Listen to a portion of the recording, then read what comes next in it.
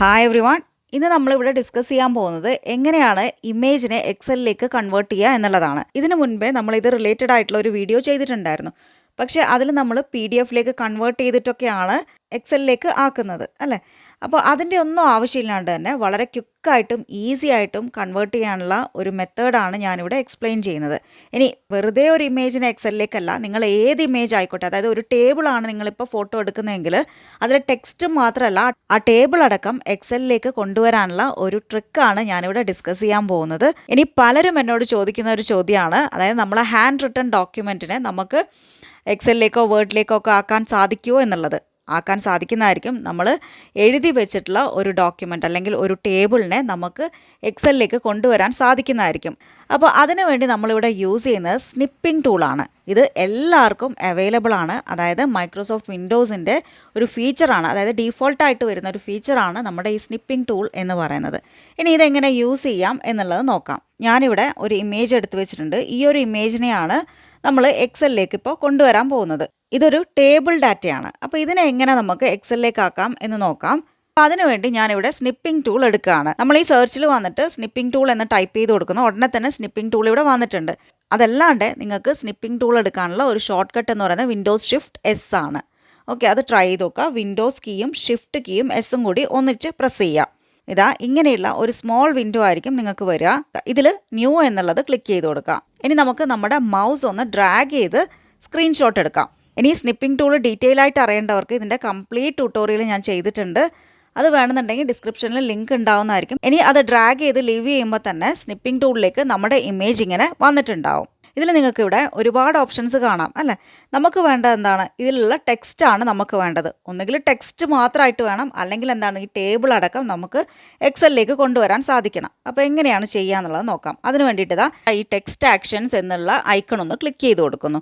അപ്പോൾ നമുക്ക് വീണ്ടും കുറച്ച് ഓപ്ഷൻസ് കിട്ടിയിട്ടുണ്ട് അല്ലേ. ഇതിൽ ഫസ്റ്റ് ഓപ്ഷൻ എന്ന് പറയുന്നത് കോപ്പി ഓൾ ടെക്സ്റ്റ് എന്നുള്ളതാണ്. ഇതിൽ നിന്ന് നമുക്ക് ടെക്സ്റ്റിനെ മാത്രം കോപ്പി ചെയ്ത് പേസ്റ്റ് ചെയ്യാനാണെങ്കിൽ ഫസ്റ്റ് ഓപ്ഷൻ യൂസ് ചെയ്യാം. ഓക്കെ, അത് ഞാൻ മുന്നേ കാണിച്ചു തന്നിട്ടുണ്ട്. ഇനി അറിയേണ്ടവർക്ക് വേണമെന്നുണ്ടെങ്കിൽ താഴെയുള്ള വീഡിയോ ഒന്ന് നോക്കിയാൽ മതി. എനിക്കിവിടെ വേണ്ടത് ഈ ടേബിൾ അതേപോലെ തന്നെ കോപ്പി പേസ്റ്റ് ചെയ്യുക എന്നുള്ളതാണ്. അപ്പോൾ എന്ത് ചെയ്യുക? കോപ്പി ആസ് ടേബിൾ എന്നുള്ള ഈ ഓപ്ഷൻ ഒന്ന് ക്ലിക്ക് ചെയ്ത് കൊടുക്കുക.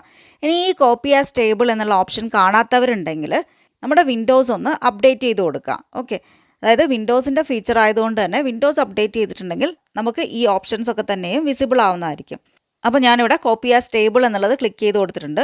അതിനുശേഷം ഞാൻ എക്സൽ ഓപ്പൺ ചെയ്യുകയാണ്. ദെൻ ഇവിടെ കൊണ്ടുവന്ന് Ctrl+V പ്രസ് ചെയ്ത് കൊടുക്കുന്നു. കണ്ടോ, നമ്മുടെ ടേബിൾ അതേപോലെ തന്നെ ഇവിടെ പേസ്റ്റ് ആയിട്ടുണ്ട്.